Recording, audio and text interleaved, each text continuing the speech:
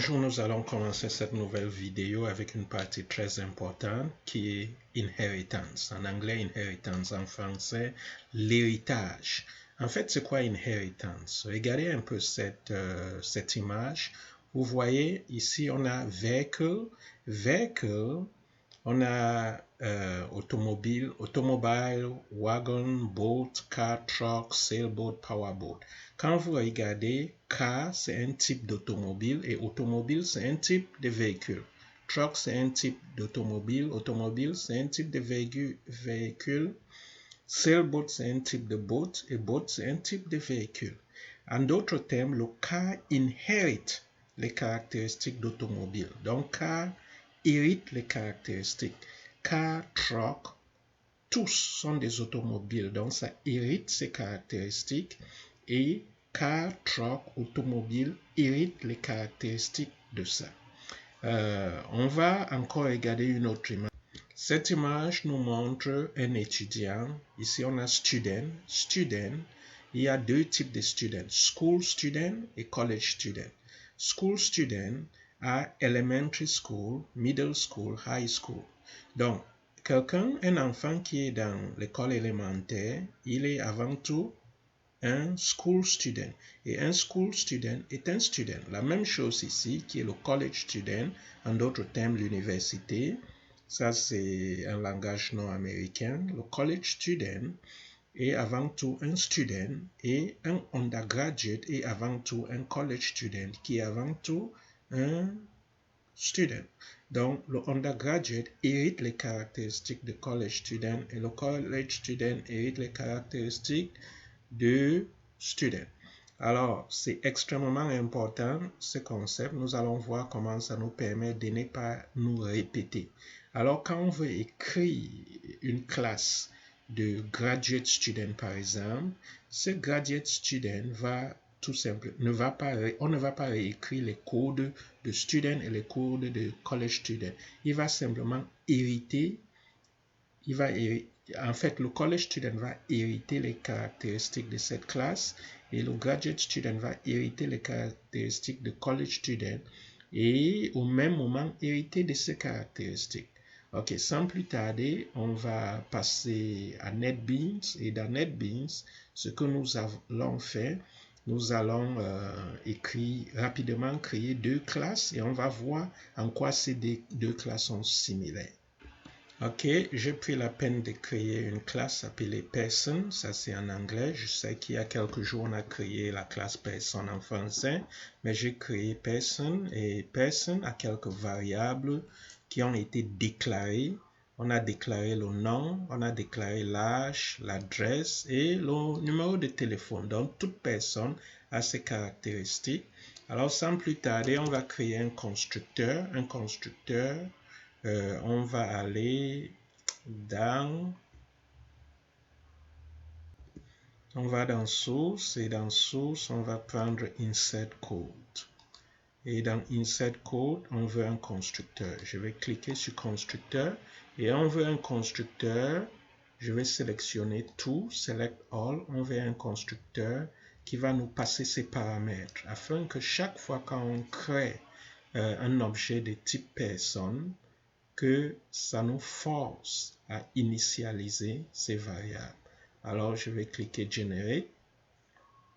Et ici, ça nous a créé notre constructeur. Alors, sans plus tarder, on va maintenant créer notre getter et setter méthode. Si on veut, on peut d'ailleurs des constructeurs. Et puis, on va faire la même chose au niveau de notre getter and setter methods.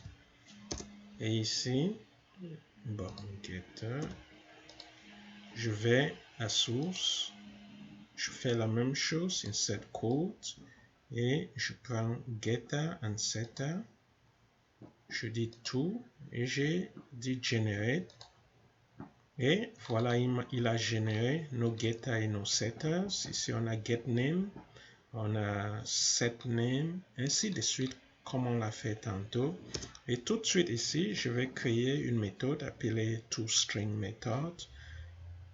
Alors pour finir, je vais aller à source, je vais faire insert code et puis je vais prendre toString. Et oui, je vais le toString de toGenerate. Et ici, le toString méthode va simplement me permettre d'imprimer tout ce qui concerne la méthode qui a, bref, l'objet qui a été créé. Ok. J'ai également pris la peine de créer une classe appelée student et cette classe, on a le nom, on a l'âge, l'adresse, phone number et on a le GPA. Donc ça, c'est le GPA, c'est en fait le score de l'étudiant, sa moyenne. Ok, sans plus tarder, on va créer notre constructeur. On va permettre à NetBeans de nous aider. On va aller à source. On va prendre insert code, constructor. Et puis, on va tout sélectionner parce qu'on veut un constructeur avec tous ces paramètres.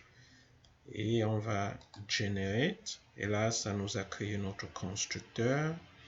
Et maintenant, on va, ok, juste pour qu'on sache ce qu'on est en train de faire, créer constructor. Ça, c'est un constructeur avec des paramètres. Si vous ne le créez pas, Java va automatiquement vous donner un constructeur sans paramètres. Nous ne voulons pas cela.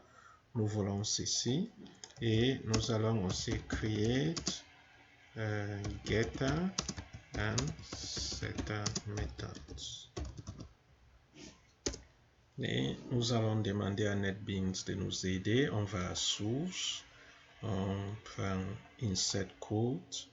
Get and setter, on select tout et il va nous générer notre getter et setter méthode. Get name, set name, get age, set age, get address, set address, get phone number, set phone number, get GPA, set GPA. Et pour finir, nous allons également ajouter notre toString méthode. On va aller à insert code, toString. Et on va générer notre toString méthode. Alors, si vous regardez, vous allez voir qu'en programmation objet orientée, on essaye de ne pas répéter les codes. Donc, on ne veut pas avoir ces codes et venir avoir ces mêmes codes, surtout quand on va utiliser dans le même programme. Et vous pouvez voir qu'un étudiant, ici nous avons un étudiant c'est d'abord une personne. Et une personne a ses caractéristiques. Une personne a un nom, l'âge, l'adresse, numéro de téléphone, un étudiant a ces mêmes caractéristiques.